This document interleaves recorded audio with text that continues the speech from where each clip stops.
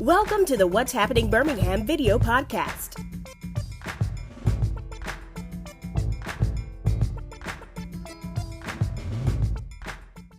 Hello everyone, this is Jarvis S. Scott with What's Happening Birmingham. Today I have the honor and pleasure of being with Miss Susan Sellers. As you all know, I am showcasing breast cancer survivors this month on the What's Happening Birmingham podcast. So I want to bring on local breast cancer survivors and give them opportunity to tell their story. So Susan, thank you for coming on today. Thank you. My pleasure. Great. So Susan, tell us your story.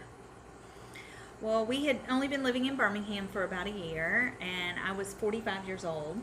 I was fortunate enough to have an insurance company that started paying for mammograms at the age of 35.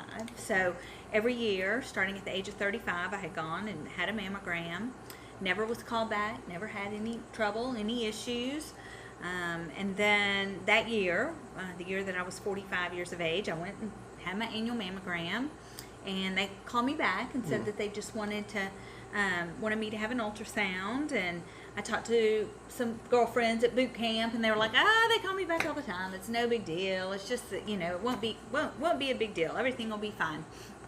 And so I went in that day and I had the ultrasound, and then I got the phone call from the doctor's office that said they wanted me to have just a routine biopsy, no big deal.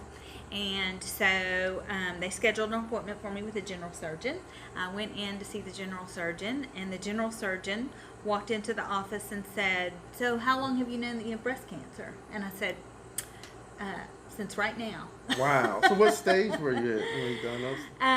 Well, they don't like to stage it. So right. What they would say is I was early stage. I had early stage breast cancer. So typically that would be what would be a stage 1 or 2. So I was early stage, which was very fortunate, which was wonderful. I had kids ages 11 and 14 at home. And so I think that when you're diagnosed with kids in the house, you don't talk about it really at all. And our 11-year-old actually had a little girl in his class whose mom had just died of breast cancer about a month before. So we were really careful about not talking about it a lot because we didn't want them to be scared. They'd had a lot of transitions in their life. They'd moved, to a new state, a new town where they didn't know anyone. And so we just kept everything really low-key as best as we could so that they wouldn't be scared, even though you're scared inside. So once you realized you was diagnosed, tell me a little more about the initial. So there's a ton of information, that you're trying to figure out really quickly. You're trying to understand every breast cancer diagnosis is different. Every case is different. The physicians tell you don't get on the internet. I think that's good advice. Yeah, because it's like a Google thing. It is, and you think you're reading something. Yeah. I mean, I was all in the Journal of Academy of Medicine and trying to read all these studies and thinking that I could figure all this out for myself, and I didn't have any idea, and they tell you not to do that for a reason, because you don't know, and you start reading things and you get crazy ideas in your mind. And so you're trying to make a lot of decisions really fast. You're trying to decide what kind of surgery you're going to have, what the treatment's going to look like, who your doctors are going to be. It's just a lot of stuff all at once. And then you have everyone in the community who wants to be so helpful, especially in a community like Birmingham. Yes. That's when you say, I'm so glad I live in Birmingham. But people don't know, and so they've got you talking to someone who had a completely different diagnosis or situation, and it's a really confusing time with a lot of information being thrown at you really quickly, and all you want to do is get rid of the cancer. You just want to get it out. So did you ever go get a second opinion? I did. All right. I sure did. Yeah, and I think that that's a great thing. If you can. It didn't change. I mean, I know that we have a strong faith, and I know that at that time, my prayer was just that opinions be consistent, and so that we would feel like we might have kind of a clear direction and guidance that we should go. Was just that we wouldn't hear mixed things, and so that we would feel good about the decisions that we were making. All right, so once you decided to undergo the treatments, what type of specific treatments did you undergo? So I had a bilateral mastectomy. All right. And was fully prepared for chemotherapy. I had already made an appointment at the wig shop. I'd already talked to the person that cuts my hair and told her that I was going to need her to work on the wig, Okay. make it a little bit better, and all of those things. And I went to the oncologist, and the oncologist said, you know, there's this new test. It's called an Oncotype. It's a test that we do on people that have early stage breast cancer. They're going to send it off, your tumor, off to California. They're going to slice it and dice it a million ways. And then they're going to come back and they're going to tell us how likely it would be for you to have a recurrence. And then we're going to make a decision about your treatment from there. And so I was one of the really fortunate ones. When all those diagnostics came back, I had a low score.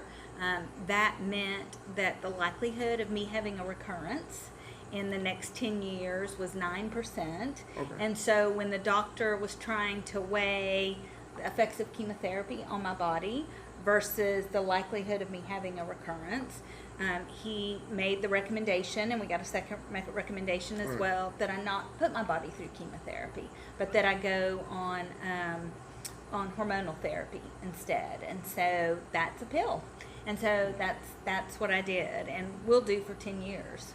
All right, so what was the side effects of that drug treatment? You know, again, that's another thing where they say don't get on the internet and don't look, because some people will talk about horrible side effects that they've had. And so, you know, I had nausea, I had pain in the joints, I had everything, but I didn't read about any of it. I just said, you know, I have to take it. It's a, you know, it reduces recurrence rate by 50%. It's not a choice. I mean, I have to be on this drug. And so I didn't pay a lot of attention to all that. I just said, let's just go. Let's go. It's all right. I moved, exercised, tried to eat well, and kept on going. So how was your faith journey during this time when you was going through this? So, you know, we have always had a strong faith, and everybody says that situations like this make your faith stronger. You know, I was brought up to believe that God doesn't make these things happen to you, but through your faith, you learn how to respond to them when they do. So, like I said, I didn't pray to be cured. I didn't pray for that. I just prayed for it to be God's will the whole time, and I just prayed for clarity around the decisions that we needed to make. And I felt, by all means, like we had that guidance and that support, and so it did strengthen my faith. You know, I can't believe I'm saying this. I never cried. I mean, I wasn't anxious about that. I didn't cry. I didn't get upset. If you do, that's okay too. You know, everybody responds differently, but I just felt very peaceful about the whole process, and felt like, you know, he was going to carry me through whatever was on the other end of that. You know, you don't know when you get that diagnosis until all that other pathology starts coming through. You don't know what's going to happen. And the other thing is that we just could not believe how the Birmingham community wrapped their arms around us. I mean, in less than a day, we had dinner coming 3 nights a week for 3 months for our kids. It was unbelievable what people offered to do and wanted to do to help. So we were blown away. So take me back to the date when you went back to see your doctor and they said you was cancer free. Well, so you don't ever say you're completely cured or cancer free when you have breast cancer. Breast cancer, particularly the kind of breast cancer that I had, is something that can come back 10 years later, 15 years later. Olivia Newton-John, you know, was on her farewell tour last year, and she had this breast cancer 26 years ago, and she now has had a recurrence in her bones. And so so we just say that for however many years we've had no evidence of disease. And so for 5.5 years I've had no evidence of disease. But Jarvis, it's not as easy as it sounds, because every time something in your body is different or goes wrong, where do you think your mind goes? I mean, your mind immediately goes to the cancer's back. The cancer's back. So that was even just my situation this week. I'd been experiencing some really severe lower back pain the last few weeks, and I was nervous. And so I'd gone to see my primary care physician, and we had ordered an MRI. Right. And, you know, I get that every time you get one of those phone calls. You know it's the doctor's phone number on your phone. And so I grabbed it, and she said, well, you have a bulging disc. I was like, that's all? That's all? And she said, well, Miss Sellers, you have a bulging disc and a lot of arthritis. I'm like, that's it? I don't have any bone mets. I don't have any. And she said, but you're happy about that? And I said, I am happy about that, because I had, you know, so, and it's not, you know, we're making light of it, and it's really not funny. And I think that nurse probably thought that I was crazy. But every time you have something like that goes wrong in your body, or that's different in your body, you always get nervous, because typically when you're diagnosed the first time, you have there is nothing different unless you just happen to feel it yourself. I exercised religiously. We ate really healthy food in my house, and I had no history whatsoever in my family of breast cancer. Only 5% of breast cancer cases are hereditary. Wow. So 95% of us are not. And so so you want to think that it's tied to some of those things. I didn't smoke, I don't drink, you know, so but it's not. And so anyway, every time something is different, then you think, oh no, is this the time? Is this the time that I'm going to learn that I will never live a day on this earth again without having cancer? So what message would you give to people that have currently been diagnosed, or even people watching this video? Yeah, well, for those of you that have been diagnosed, don't be fearful. I immediately called a good friend that I'd gone to high school with that was also a young survivor that had been diagnosed at the age of 35, and she said, Susan, this is not going to kill you. You are not going to die next week from breast cancer.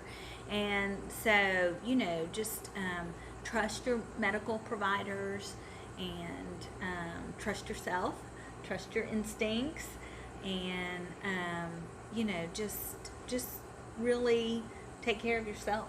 That's the main thing. Take care of yourself. All right. Well, I'll be remiss while we're doing this interview if you want to thank anyone who's helped you through this journey, whether it's doctors or local people in the community. All Yes. all the above. So we couldn't have done it without the support of family, without the support of friends, without the support of this medical community. I mean, Birmingham, you are lucky, Birmingham, because you have so many wonderful medical providers here in this community to take care of you, and so many wonderful cancer centers here, and just physicians and nurses and navigators that love their patients and will help you through that journey. All right. Well, Susan, thank you for coming on my podcast today. As always, I'm continue to pray for you and your family. Your story is just so inspiring. You know, and just I can see, and you know, just feel like you're an overcomer and everything. So thank you for coming on today. Thank you. Thank you all for watching this video. If anybody that's currently in our area would like to come on my podcast and share their story, please feel free to contact me. You can call me at 205-538-4508. And thank you again for watching this video. Please check out what'shappeningbirmingham.com for more videos. And don't forget to subscribe to my YouTube channel. Thank you all again. Bye-bye. Thank you for watching the What's Happening Birmingham video podcast. Please check out our website or subscribe to our YouTube channel for the latest videos today.